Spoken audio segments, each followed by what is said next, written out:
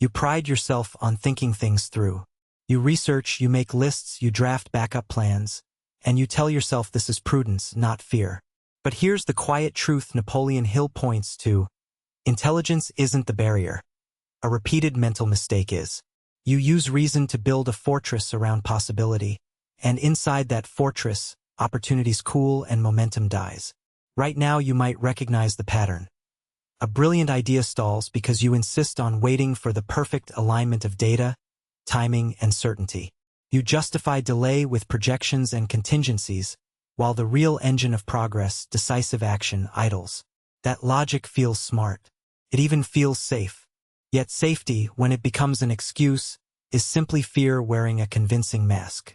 The shift I want to guide you toward isn't dramatic. It's deliberate. Start by learning to name the pattern when it appears. When you catch yourself adding yet another condition to begin, pause and ask, am I planning or protecting? Replace exhaustive analysis with a disciplined experiment. Set a small, time-boxed action that tests your idea without requiring perfection. Measure modestly. Iterate quickly. This turns intellectual superiority into learning velocity. You'll still use your mind more efficiently. You'll channel your intelligence into framing clear experiments, not constructing endless reasons not to start. You'll develop a habit of small bets that compound into real results. The result isn't overnight riches. It's steady momentum, the confidence that comes from doing more than thinking about doing. If this lands for you, tap like gently, it helps more than you think. Now tell me, what's the one project you've been endlessly preparing for but never launched? Share it below. If you're done letting cleverness stand in for courage, subscribe. I'll walk you through the next blocks that turn disciplined thought into decisive action. You pride yourself on being thoughtful. You read, you plan, you build contingencies like a fortress. On paper, it looks like prudence. In practice, it becomes camouflage for a deeper habit, hiding behind intellect so you don't have to risk being wrong. Napoleon Hill noticed this same pattern, brilliant people sabotaging outcomes not through lack of ability but through a misplaced safety ritual. Before, you treat analysis as progress. You gather data, map scenarios, and wait for the perfect moment when every variable is tamed. You call it responsible. It's easier to add another spreadsheet than to face the uncertainty of action. Time passes. Opportunities cool. Your reasons accumulate like unpaid bills. What that looks like in your life. A job idea that never leaves the Notes app. A relationship conversation postponed until the right mood. An investment or move delayed because the numbers could be a little cleaner. Each pause feels justified. You've done the thinking, right? The problem is that thinking has become a substitute for doing. After you learn to use your intellect differently, instead of protecting you from risk, disciplined thought becomes the engine of deliberate experiments. You set a small test, measure the result, iterate. That's not impulsiveness. It's controlled courage. You accept that imperfect information is inevitable and that action will teach you what analysis never can. You stop waiting for certainty and start preferring feedback. This shift is simple but not easy. It's swapping the posture of an analyst for the posture of a practitioner, a quiet, steady recalibration of habit. You don't become reckless. You become responsive. Over time, momentum replaces doubt. If this lands for you, do something small right now. Like this video to remind yourself that awareness is the first step. What's the perfect moment you keep waiting for? Type it out, naming it breaks the spell. And if you're ready to turn thought into action week after week, subscribe. We'll build that steady courage together. You're clever enough to map every angle. You sketch timelines, list contingencies, and rehearse answers to objections nobody has raised yet. That feels responsible, prudent even. But notice how responsible becomes a safety net. The intellect you trust turns into a locksmith that never opens the door. Opportunities cool. Momentum evaporates. Meanwhile, your plans sit perfect on a page and life keeps moving. This isn't a moral failing. It's a predictable habit. You use thought to avoid feeling the risk. The mind specializes in stories, and the most persuasive story it tells is why now is not the right time. You call it due diligence. Under the hood, it's fear trading in logic. Napoleon Hill named it indirectly. It's not lack of ideas that stops people. It's the repetition of an avoidance script dressed as prudence. Picture a real moment. You've got one promising lead, one draft that could launch a project, one person who could say yes. Instead of a small, decisive step, you do another round of analysis. The lead goes cold. The draft collects notes. The potential yes becomes a regret. This pattern compounds. Each delayed step rewrites your identity. Not someone who starts, but someone who plans to start someday. You can reroute this. Start by treating decisions as experiments, not verdicts. Give your next move a short horizon and a clear metric. Try it for 2 weeks, measure one simple outcome, then iterate. Allow missteps to be data, not disaster. That redefinition removes the moral weight from action and reframes courage as craftsmanship. If that landed, tap the like. Small actions open bigger circuits. Now ask yourself, what's the one thing you've been researching instead of doing? Name it. Commit to one tiny, measurable step you will take before this week ends. If you want more clear, practical ways to turn disciplined thinking into forward motion, subscribe. I'll walk you through the micro choices that break the paralysis and build momentum. You're not broken. You're brilliant. And that's exactly why this trap is so easy to fall into. Intelligence gives you tools. Analysis, contingency thinking, the ability to map outcomes. But those tools become armor when you use them to avoid exposure. You tell yourself you're being prudent, methodical, reasonable. Underneath, there's a quieter current. Fear wrapped in logic. Napoleon Hill called this the difference between thought and action. You think, you don't move. Watch for the signs. You make endless lists of what-ifs. You rewrite plans instead of testing them. Deadlines stretch like elastic until they vanish. Opportunities cool while you keep composing rational reasons to wait. Your comfort zone becomes a lab for thought but a prison for results. Shift the frame. Treat decisions as experiments, not verdicts. An experiment has clear, limited scope and a quick learning cycle. You don't need to be certain, you need to know.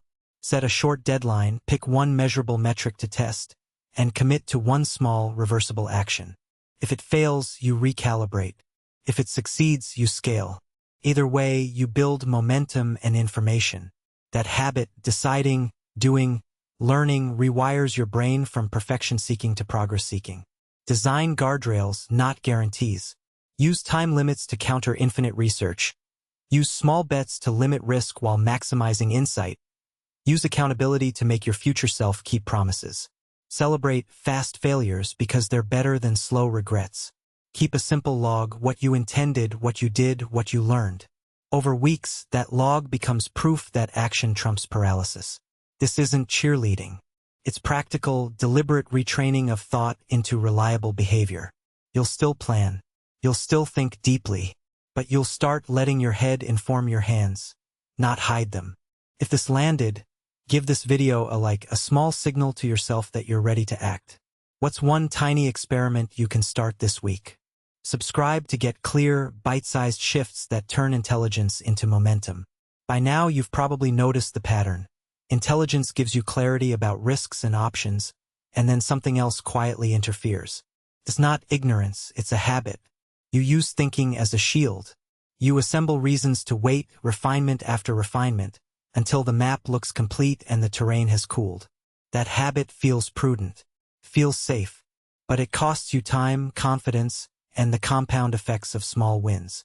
Here's the practical pivot. First, learn to name that impulse when it appears. Call it protective analysis. When you catch yourself inventing more contingencies than actions, stop and label it. Naming strips its authority. Second, limit the window for thought. Give yourself a tight deadline, 24 or 48 hours, to move from decision to an experimentable action. Intelligence guided by a clock forces priority and reduces the luxury of endless alternatives. Third, design experiments, not final answers. Think in terms of cheap, reversible tests. A call, a prototype, a short conversation, a small investment. Each tiny experiment trades certainty for information.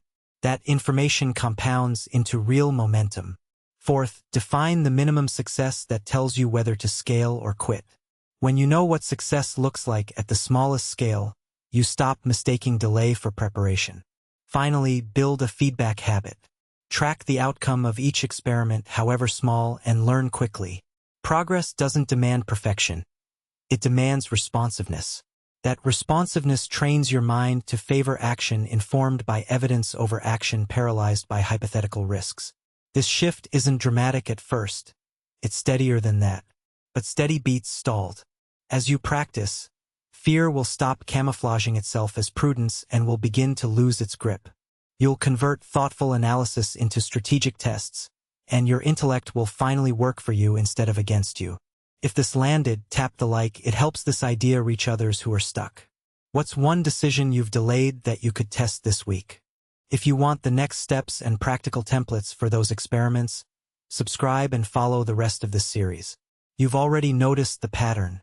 Your mind turns potential into problems, not possibilities. Napoleon Hill wasn't talking about laziness. He was pointing to a strategy your intellect borrows from fear. You call it prudence. Underneath, it's a loop that keeps you safe and small. The good news is that you can rewire that loop. First, give your thinking a deadline. Decide with 70% of the information you think you need. Waiting for 100% is a luxury your goals can't afford. Second, treat every action like an experiment, not a verdict. When you act, you gather data. When you wait, you only gather excuses. Frame a small, reversible test you can run in a week. That's where clarity shows up. Third, limit your planning sessions. Set a 45-minute window to research or map a plan. When the timer dings, pick one practical next step and move. Discipline your intellect to produce decisions, not perpetual drafts. Fourth, put someone outside your inner loop on accountability. An honest friend, a coach, or even a public commitment channels thought into follow-through. You'll stumble. Smart people do, they just learn faster because they collect the right feedback. Reframe failure as information you didn't have, not proof you shouldn't try. Each small course correction sharpens judgment. Over time, you'll find that the habit of decisive experimentation compounds more than perfect planning ever could. This shift isn't dramatic. It's persistent. You go from defending yourself with analysis to directing yourself with action. Your intelligence becomes the tool it ought to be, a way to optimize experiments, not a reason to postpone them. The fear that once wore the suit of logic will shrink because you'll keep pressing, learning, and adjusting. If this strikes a nerve, what's one tiny experiment you'll run this week? Like this segment if it helped you see the pattern. And if you want regular, practical steps to turn quiet thinking into steady momentum, subscribe. We'll walk through the next move together. You're not broken, your brain is being overprotective. What looks like prudence is often a rehearsed exit.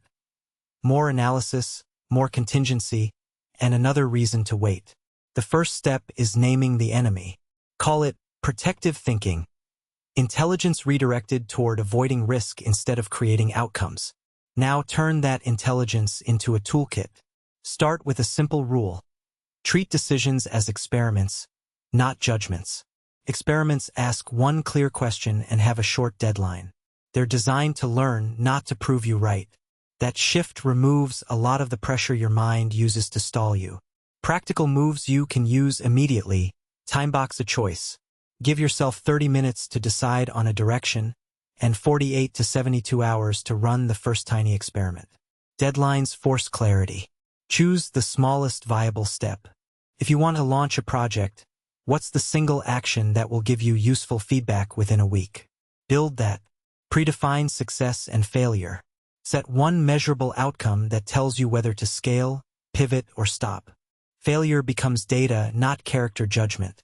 Limit options. Too many alternatives are an invitation to procrastinate. Narrow to two paths and pick one. Make accountability real. Tell a friend or an online group what you'll do and when you'll report back. Rewire how you interpret fear. When you feel resistance, ask, what am I protecting by waiting? Then answer it out loud. That honesty exposes the shelter your intellect has built. This doesn't remove uncertainty, but it converts it into rhythm. Decide, test, learn, repeat. Smart people win when they discipline thinking into action. Your mind's clarity, combined with small, steady moves, becomes unstoppable momentum. If this resonates, Give the video a quick like. It helps others find it. What's one small experiment you can commit to in the next 48 hours? Tell me below.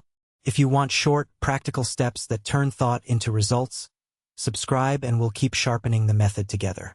You've already seen the trap. Intelligence used as armor. Now let's turn that defense into deliberate forward motion. The change is less dramatic than you expect. It's a set of small practices that rewire how you use your mind. You don't need to stop thinking. You need to redirect thinking toward results.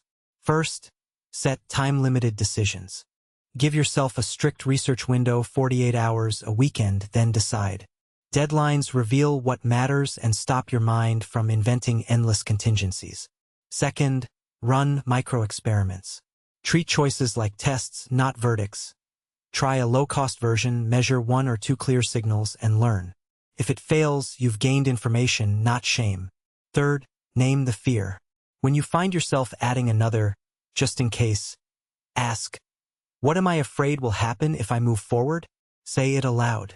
Once named, fear loses its dress of logic and becomes manageable. Fourth, use pre-commitments. Put small public stakes in place. A friend to report to, a calendar event, a refundable purchase that requires action. Pre-commitments convert thought into obligation, which beats indecision. Fifth, define a minimum viable success. Instead of chasing the perfect outcome, decide what counts as progress. Is it a single client call? A draft? A prototype? If your bar is a clear first signal, you stop optimizing for an unattainable ideal and start optimizing for learning. Finally, build a feedback loop. Schedule weekly reviews, write what you tried, what worked, what surprised you. This record trains you to trust experience over fear-laden projection. Over time, the habit you're cultivating is simple. Think, try, learn, adjust. If this lands with you, do me a small favor and like the video. It helps others find the idea. What's one tiny experiment you could run this week to break the cycle of waiting for perfect? If you want more practical steps like these, hit subscribe and I'll keep sending clear, steady guidance you can use right away. By now you know the pattern. Intelligence shields you. You treat doubt like a problem to solve, and your analytic skill becomes a lab where reasons to wait are endlessly refined. That shield feels prudent, until you notice how many chances slipped past while you were still perfecting the plan. The work now is quieter and harder. To catch the habit, name it and change it. Start by spotting the mechanics. When a decision demands more data, ask, is this gathering information or buying comfort? Give yourself a clear time boundary. Decide in advance how long you will research and then stop. Discipline your thinking so it serves decision-making, not avoidance. Next, convert plans into experiments. A small, low-cost test transforms abstraction into evidence. Instead of waiting until everything is certain, pick a minimum viable move, one you can reverse or scale quickly, and run it. Success won't be an all-or-nothing event. It will be a series of iterations. Each result teaches you more than another hour of hypothetical analysis ever could. Learn to reframe failure. When outcomes disappoint, treat them as data, not indictments of your worth. Ask specific questions. What did this teach me? What will I change next? That inquisitive stance turns fear into fuel for refinement. Also, build simple accountability into the system. Tell someone what you'll try and when. The social nudge short-circuits the mind's urge to rationalize delay. Keep your stakes reasonable but meaningful, enough to motivate action, not enough to crush you if the experiment fails. Finally, practice naming the emotion. Fear disguised as logic loses power when you call it out. I'm postponing because I'm afraid of being wrong. That honesty restores control and lets you choose courage on purpose. If this lands with you, give the video a like. Quiet support matters. What's one small experiment you can run this week? Share it below. If you want steady, practical guidance to turn smart thinking into deliberate action, subscribe and stay with the process. You've built a fortress of thought, plans, lists, backup plans, and you call it prudence. But what it protects is not your future. It protects your present comfort. You trade momentum for margin of safety calculations and wonder why the world keeps moving without you. That's the quiet error Napoleon Hill points to. Intelligence turned inward becomes a reasoning engine for fear. Start by naming the pattern. When you hear yourself say, "I'll wait until I know more," ask, "What would happen if I acted with what I already know?" Give yourself permission to be imperfect on purpose. That permission is the first act of experimental bravery. Small, deliberate experiments beat endless conjecture.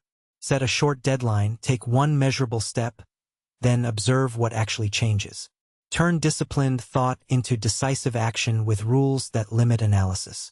Try a 48-hour decision rule for low-risk choices. Limit research to 1 hour.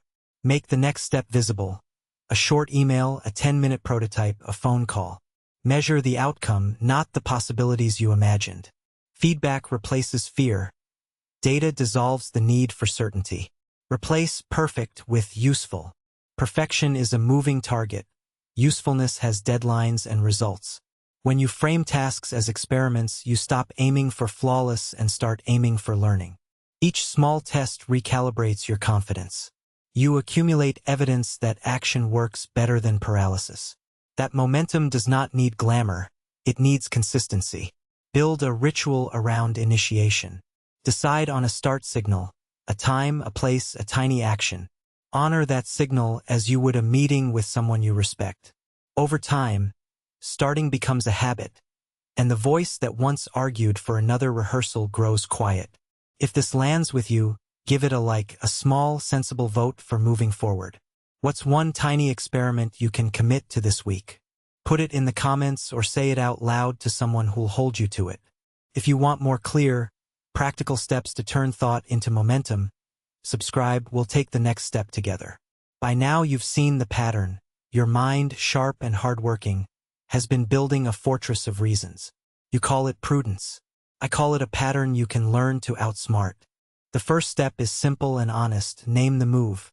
When you find yourself endlessly researching, drafting contingency plans, waiting for external certainty, say out loud, "I'm protecting myself from possible failure." Naming the behavior removes its disguise. Next, translate discipline into a decision protocol. You already think in systems, use that strength. Choose a small, time-bound experiment that matters to you. Give it a clear deadline, a measurable outcome, and a defined failure budget. How much time, money, or energy you'll allow before you stop. This converts perfection-seeking into manageable tests, converts theory into proof. Then, schedule the action as you would a crucial meeting. Block the time, announce it to one trusted person, and treat it as non-negotiable. You'll be surprised how accountability compresses hesitation. Keep a log, what you tried, what you learned, and what the next step is. Progress compounds when you iterate, not when you theorize. Also, practice what I call the 2-minute pivot. If anxiety keeps you analyzing, commit to doing something related for only 2 minutes. Often that's enough to break the inertia and reveal a clearer next step. If not, at least you created information, small wins that strip fear of its power. Finally, confront the cost of staying put. Make a short list of what repeating the same delay will cost you in a year. Add the emotional toll. This isn't to guilt you, it's to calibrate your risk. Intelligence without motion becomes a myth of safety. Motion, deliberate and measured, turns your smarts into leverage. If this landed for you, give the video a quick like. It helps signal you're ready to move. Which habit do you think is keeping you stuck right now? Share it below. If you want more practical reframes and short experiments to dismantle that trap, subscribe, we'll build the next step together. This is where it all comes together. The idea that smart people stall not because they lack ideas, but because they let careful thinking mutate into cautious avoidance. You've seen it in yourself. The extra research that never ends, the contingency plans that multiply until nothing happens. That isn't prudence. It's fear in a suit. So start small and decisive. First, name the pattern when it shows up. Say it out loud. I'm delaying because I want it to be perfect.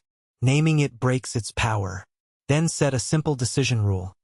Give yourself a short, non-negotiable deadline, 48 hours, 5 minutes, whatever fits the choice, and commit to one small action by that time. Treat each action like an experiment, not a final exam. Experiments can fail, but they also teach you fast. Failures are data. Delay is a dead weight. Use your intellect as a tool to sharpen the experiment, not to postpone it. Replace exhaustive lists of reasons with 2 questions. What would I try with 1 week and a $100 budget?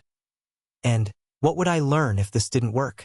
If the answers scare you, that's exactly where growth lives. Make pre-commitments that limit your options, a calendar slot, a paid trial, a public promise to a friend, so thinking can't back out for you. Create small feedback loops. After an action, record one clear outcome. What changed, what surprised you, what you'll try next. Repeat. Over time, the habit of decisive experiments will realign your intelligence with momentum. You'll still be thoughtful. You'll just be more brave in motion. If this landed for you, tap the like button so I know to make more of these. What's one small decision you can make today to move out of planning and into trying? Say it in the comments, even writing it down is action. If you want short, steady lessons that turn clear thought into forward motion, subscribe. I'll see you in the next one.